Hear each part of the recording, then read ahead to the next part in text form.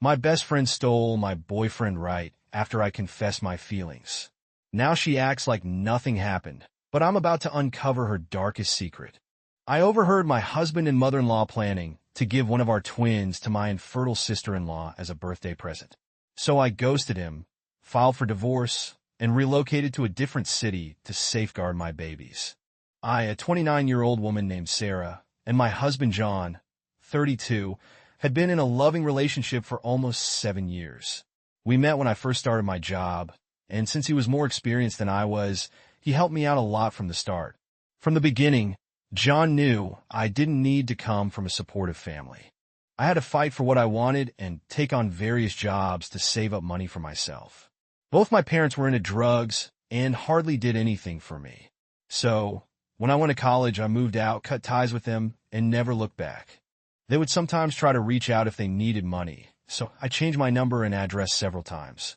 When I started working with John, he was exceptionally kind and sweet to me. I remember once I wore a shirt to the office that had 2 small holes I didn't VJDSCM to notice. But John did, and bought me a new shirt to change in so our coworkers wouldn't VJTMTC. When it rained or snowed, he would pick me up from my place, even though it was more than an hour away from his, because he knew I had to walk a lot to get to the bus stop. Sometimes I would skip lunch, not just to save money, but also because growing up I never had enough to eat 3 proper meals a day, so it became a habit as an adult. However, John would always bring me lunch and insist on eating with me to ensure I was properly fed. As I mentioned, my husband was sweet to me, and it didn't VGTMTC long for me to fall in love with him. The only issue in our relationship was his family. For context, John comes from an extremely wealthy family, the sort of family where you have multiple cars, a vacation home, and you go on cruise vacations during the summer. He and his sister went to private schools and never had to worry about paying for anything themselves. In fact, his dad has told him several times why he even bothers with a job, because the kind of money there can set him up for life. But John insists he likes his job and wants to live a meaningful life. When John introduced me to his family, he warned me they could be cold and unwelcoming, but assured me they would eventually warm up to me. I want to meet them for the first time with this in mind. I wore my best dress and heels and made sure to present myself in the most polite and respectful manner possible. His father greeted me politely while his mother didn't vajate and even bother shaking my hand. His sister Ashley looked me up and down and smirked, making me feel like a clown. I felt humiliated, but remembered what John had told me and let it slide. Throughout the evening, I tried my best to engage in conversation and show genuine interest in their lives and hobbies. I complimented his mother VDTM's cooking and praised his father VDTM's choice of decor and art pieces. However, every time I said something good about his art, his mother would scoff and comment, as if someone like you would know anything about art. Now, I did grow up poor, but that doesn't mean I wasn't VDTMT interested in art, so her comments seriously hurt me. John would squeeze my hand every once in a while, pleading with me to keep my cool. When it was time for dinner, his mother insisted I be seated away from John since she and Ashley wanted to be near him. I sat next to James, who was quite open-minded and polite, so we had a good conversation throughout the evening. Ashley and my mother-in-law were fawning over John and completely ignoring me. The 3 of them were busy having conversations with each other. At one point, Ashley knowingly started talking about one of John VJTM's exes, whom she was still friends with. She mentioned how the ex was apparently looking the best she ever had and began showing John pictures of that girl in bikinis from their recent trip. John told his sister to stop, but Ashley laughed at his discomfort and suggested he could always slide into the ex-Vame's DMs if he wanted to, because apparently she still had a soft spot for him. I was growing increasingly uncomfortable, and I guess James noticed that too. So, he asked Ashley to stop talking. However, his efforts were met with resistance from John VJRTM's mother, who seemed to take offense at his interference. I was so uncomfortable with their whole family dynamics that when John excused himself from the table and asked me to come with him so he could show me his childhood room, I was grateful to escape the awkward situation. I followed John out of the dining room and up the stairs to his childhood sanctuary. Later in his room, John apologized to me about his sister. He told me that she had always been this way, even when they were growing up, and would always push him to date one of her friends, telling him how he should marry someone only she was comfortable with.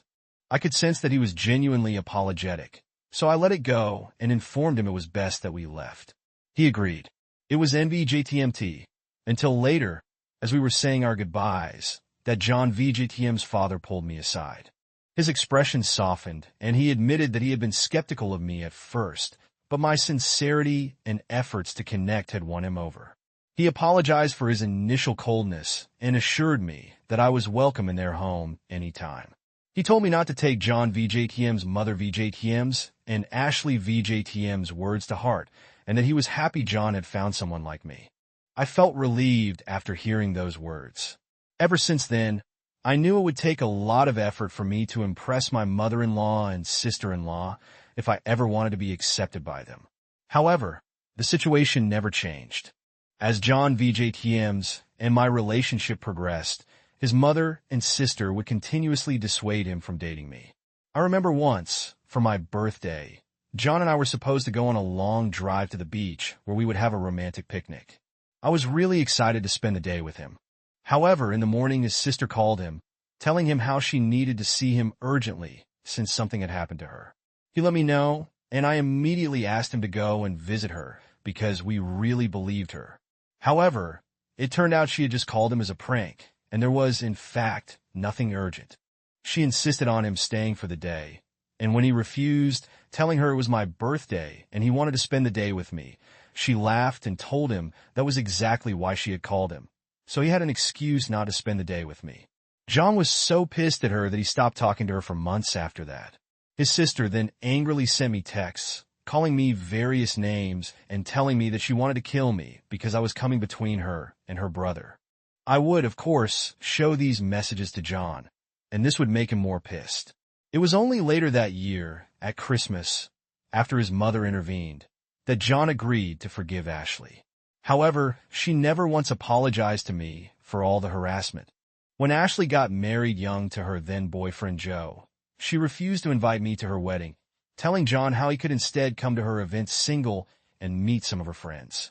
John refused to go without me, so in the end she had no choice but to include me on the guest list for her wedding. I wore a long pink floor-length dress that John and I had picked out for me. It was a grand event, and we were all supposed to dress well.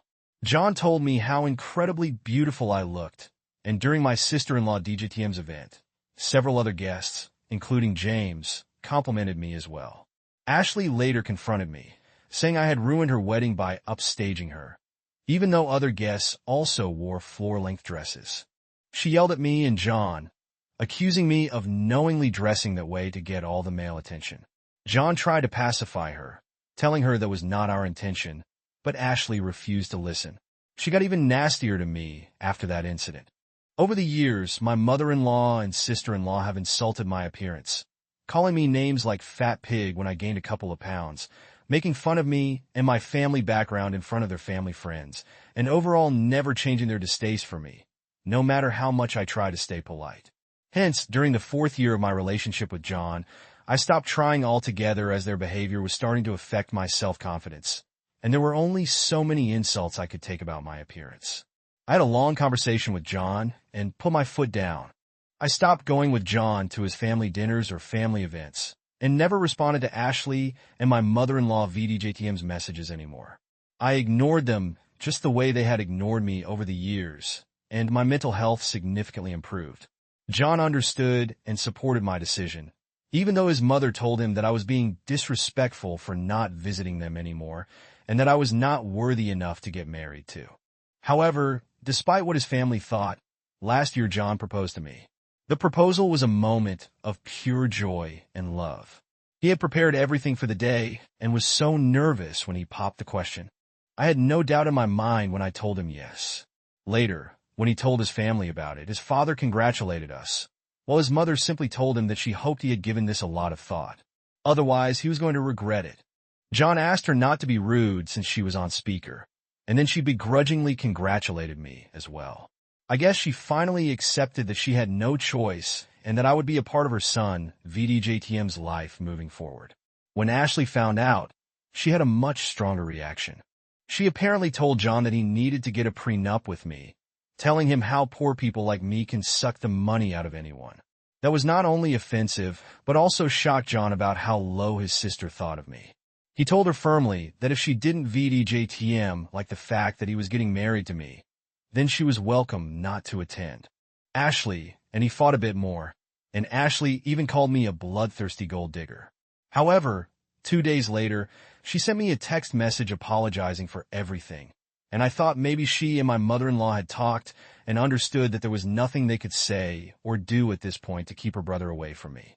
I did tell John that I would be open to signing a prenup before our marriage, because I was NBJJKMT marrying him for the money.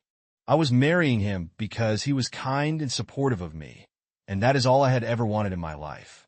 I had a good job and was happy with what I had, so I didn't VDJTM need anything more from him.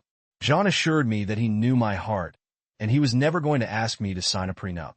As the wedding was approaching, I wanted to look my best, so I started to work out rigorously. I would sometimes post after-gym selfies on my social media, and they were perfectly appropriate pictures. I never posted any racy pictures. However, one weekend, John came back home after his family dinner and told me how Ashley and his mom had told him that I must be cheating on him, since I was knowingly posting all these pictures to get attention from other men. He went on to say how he stood up for me and told them that he didn't VDDJDMT mind the pictures, but Ashley told him that this is how women start to cheat on their partners, which then made him think. He asked me up front if I was cheating on him, and I was taken aback by his question. I firmly told him no, and how I was even offended that he would ask me such a question. He started to apologize to me and told me how his sister and mother got into his head, and he never would have questioned me otherwise. To give some context, my account is private, and I have more female followers on my account than male. So to this day, I have no idea why my mother-in-law and Ashley would even say something like that to John. During the wedding, my mother-in-law and Ashley did everything they could to cause even more issues. Ashley kept saying how she wanted to be a bridesmaid, but I refused point blank. Then my mother-in-law called me and chastised me for not including Ashley and how bad it would look to the family. I pointed out to her that Ashley never included me in her wedding party either, but she told me that Ashley is going to be my sister-in-law, so I have to include her, otherwise she would not be paying for our wedding. This led to a huge fight. When I told John everything, he talked with James, who assured us that it was his money, and my mother-in-law had no say in our wedding whatsoever. I can only imagine my mother-in-law DDGTM's face and how she must have felt when she learned that her attempt to manipulate our wedding plans had failed. Our wedding happened after this, without any more incidents or interference by Ashley and my mother-in-law. John and I are still going strong, and I thought everything was good between us. However, something has happened recently that has made me question everything. I never thought I would find myself in this situation. It all started when I found out 3 months ago that I was pregnant with twins. John was as pleasantly surprised as I was. We were both filled with excitement and happiness.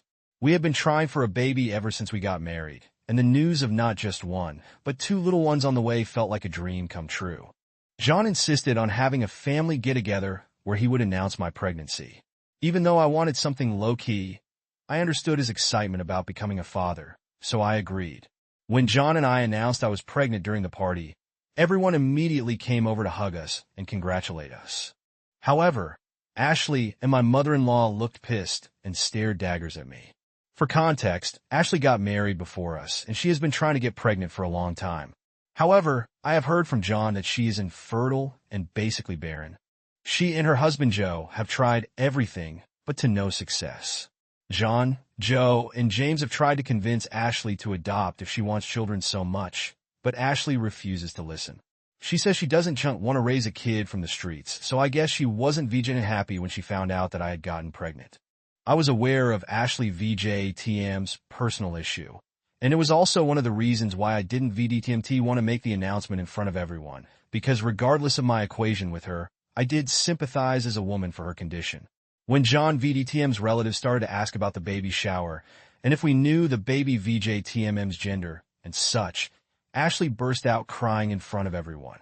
She rushed into the washroom and locked herself there. As you can imagine, everyone VJTM's mood immediately soured. John and my mother-in-law begged her to open the door, but Ashley refused. After 30 minutes of them begging, Ashley came out with red puffy eyes. She looked at me directly and told me that I should have talked to her first before making the announcement, since she couldn't Johnny to have a child of her own. I tried explaining to her that I never intended to make her feel bad, but she ignored me and walked out of the party with Alex. My mother-in-law later chastised me, saying how selfish I am and how I always make everything about myself without caring about other people's feelings. After the party, David did apologize to me and assured me that he would talk to his mother and Jessica to make sure they knew this was all his idea and that he never thought our announcement would hurt his sisters so much. I still felt bad about Jessica, but my husband assured me that it wasn't my fault at all. The next weekend, when he went to his parents' place for dinner, I stayed behind as usual since I wanted nothing to do with his family conversations. I have no idea what they talked about, but David came back home telling me how he had ended up apologizing to Jessica since she was really hurt about everything. He recounted how Jessica had shared the emotional toll of her struggles, detailing the countless medical tests and sleepless nights spent in tears for years. As he spoke, I couldn't help but feel a pang of guilt. Despite the tensions between us, Jessica was still family, and the thought of her suffering weighed heavily on my conscience. I realized that beneath the facade of resentment and animosity, there was a woman who was hurting and in need of compassion. David told me how I should reach out to her, and I agreed. I messaged Jessica and apologized to her for not giving her a heads up about my pregnancy before the party. I told her that I wanted to resolve things between us before my twins were born so that we could start fresh as a family. To my surprise, Jessica responded with unexpected warmth and understanding. She thanked me for reaching out and acknowledged her own role in the strained relationship between us. She expressed her genuine happiness for my pregnancy and reassured me that she wanted nothing more than to mend our relationship and be supportive during this special time. Jessica offered to throw a baby shower for me when the time came, telling me how she had never had a chance to do it for anyone, so she would love to organize one for me. I graciously agreed. In the months leading up to the baby shower, I noticed that both Jessica and my mother-in-law were unusually kind and sweet to me. They would regularly call me asking about my health and send me flowers with cards that said things like, "Hope Mama Bear is feeling okay," or "Can't wait to see the twins." It was definitely surprising and a bit unsettling because up until that point, our relationship had been strained to say the least. Suddenly, both Jessica and my mother-in-law were acting completely out of character, showering me with love. It felt like a sudden shift, and I couldn't shake the feeling of unease that accompanied it. However, I thought maybe they were making an effort to mend things between us before the twins were born. I never imagined there could be anything sinister behind it. Despite my suspicions, I tried to remain optimistic and hoped that maybe we were turning a new leaf as a family. David continued to visit his family for dinner every weekend, and everything seemed fine on the surface. On the day of my baby shower, I was surprised to see that Jessica had actually listened to all my suggestions and kept them in mind while organizing the event. The event was everything I had hoped for and more, with friends and family gathered to celebrate the imminent arrival of our twins. Unlike typical baby showers, the men of the family were invited to the event also. John had brought multiple gifts for the twins. We were all having a lot of fun and playing baby shower games throughout the afternoon. Jessica was polite, engaging with the guests, and ensuring that everything ran smoothly. Middle of one of our games, I had to excuse myself to go to the bathroom. After I finished, I was just coming out of the bathroom when I heard my husband and mother-in-law arguing in hushed tones in the hallway. Curiosity piqued. I paused for a moment, straining to hear their words. They didn't know I was listening. At first I thought it was just innocent chatter, maybe about baby names or nursery decor, but as I listened closer, my heart sank. David was asking my husband if he had a conversation with me, yet regarding their plan with the twins. David told her to lower her voice since someone could hear them, but my mother-in-law told him that the time was coming near and he needed to man up and talk to me. David told her that he was working on it, and that it wasn't an easy conversation to have. My mother-in-law then told him that he needed to have this discussion before the twins were born. Otherwise, they wouldn't be able to give one of the twins to Jessica on time for her 27th birthday. She told him how he had already agreed to Jessica's demands and had no way out since she had been looking forward to getting a child for months now. My eyes widened in shock as I processed these snippets of conversation I had overheard. My heart raced with a mix of disbelief and growing dread as the gravity of their discussion sank in. The realization hit me like a ton of bricks. VJJ, they were discussing giving one of our twins away to my sister-in-law as a birthday gift. I couldn't believe what I was hearing. It felt like a punch to the gut. I stood there frozen as they continued to talk about their plans, as if it were the most normal thing in the world. My mind raced with a million thoughts and emotions. Anger, hurt, sadness, but most of all, betrayal. I had thought my husband, mother-in-law, and sister-in-law were happy about our pregnancy, about our twins, but now I realized that their happiness wasn't because of our growing family. It was because of their twisted plan to give away one of our babies. At that moment, I felt like I didn't even know my husband anymore. How could he betray me like this? How could he even consider giving away our child? Our babies were not gifts to be given away. They were our children, our flesh and blood. I waited patiently for them to finish their conversation as I didn't want to be caught, and then I slowly walked out of the bathroom. I was shaking in fear and anger, but I held it together as best as I could in front of others. Since the baby shower, I've been racking my brain to come up with a plan so I can escape this situation as fast as I can. I can't endanger my twins in the future. This family is crazy, and I can't even trust my husband anymore. I want to scream at him every time I see him, but I'm trying to pretend that all is well so I can work on my escape plan. However, because of my pregnancy hormones, I'm a bit worried that I will be leaving my husband without even asking for an explanation. I don't mind being a single mother, but should I give the father of my children a chance to explain himself before tearing apart the family? Update 1. Thank you everyone for your advice and suggestions. I read through all the comments, and I have made up my mind now. I want to assure you that I will never let anyone take away my baby from me. I have reached out to my best friend of many years and asked for her help. She is as shocked as I am that my husband could plan such a thing with his family. She has agreed to come and help me move my things so that I can live with her while I file for divorce from my husband. Tonight is the last night I will stay in the same house as David, and tomorrow I will leave without a note or an explanation because he doesn't deserve one. Update 2. It's been 2 weeks since my last update. I wanted to update everyone on what has happened since my last post. As I mentioned before, I made the decision to file for divorce from David after overhearing his conversation with his mother about their plan regarding our twins. It was a heartbreaking decision, but I knew it was the right one for me and my babies. With the help of my best friend, I gathered all my belongings and left our house while David was at work. It was a difficult and emotional moment when I walked out the doors, as I never imagined a day would come when I would leave my husband, but I know I have to prioritize the safety and well-being of myself and my unborn children. I have since filed for divorce. Even though David has tried to reach out to me multiple times, I haven't blocked him, as I do want to be cordial to him until the divorce is finalized. Since David has no idea that I overheard him with his mother, he has sent me several text messages accusing me of betraying him and how his family was right all along. I haven't sent him a single explanation because I know no matter what I say, he and his family will try to gaslight and manipulate me. So for now, they can think whatever they want. The truth will come out during the divorce proceedings. I have blocked Jessica and my mother-in-law, although I do feel a bit guilty about not answering John VJTM's calls. I have no idea whether he was involved in this plan or not, so I can't take any chances. I've spent the last few days just crying while my best friend has sat with me and never left my side. She has assured me that I am not a bad mother for leaving such a man and has tried to lessen my guilt since I will be a single mother from now on. I plan on going back to work as soon as I can.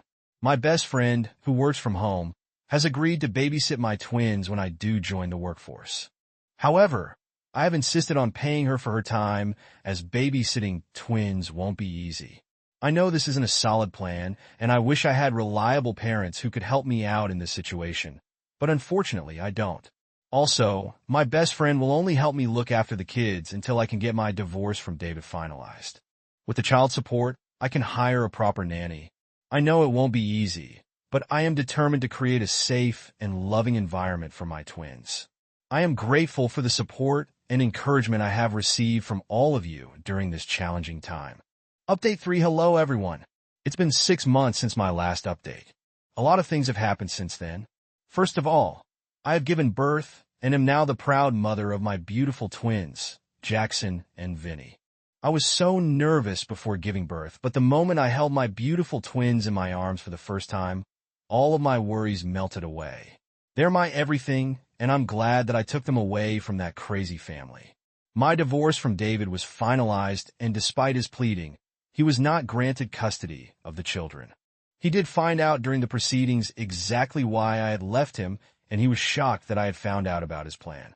He tried to apologize and explain himself, telling me how he was compelled and pressured by his family every day and how he had no choice. But I was further disappointed with his cowardice.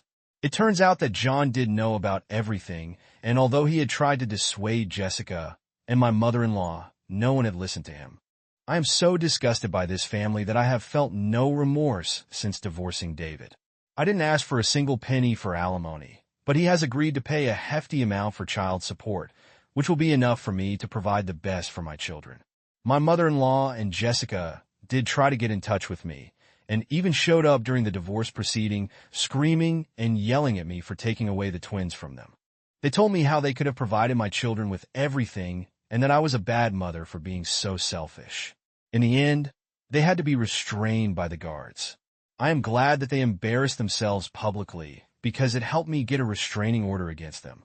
Since the divorce, David has tried to remain in touch with me, pleading for a chance to talk and reconcile, but I can never trust him again around my children. With the help of my best friend and a supportive network of friends and family, I have been able to navigate the challenges of single parenthood these past few months. Recently, I have made the decision to move out of the city entirely, as I want to create a fresh start for myself and my children far away from the toxicity and manipulation of David's family. I know as long as I live in the same city, they might try to get in touch with my twins, and I don't want that. With full custody of my twins, I have the freedom to build a new life wherever I choose, and I intend to make the most of that opportunity. Moving forward, I'm going to be focused on myself and my babies, so there will be no further updates.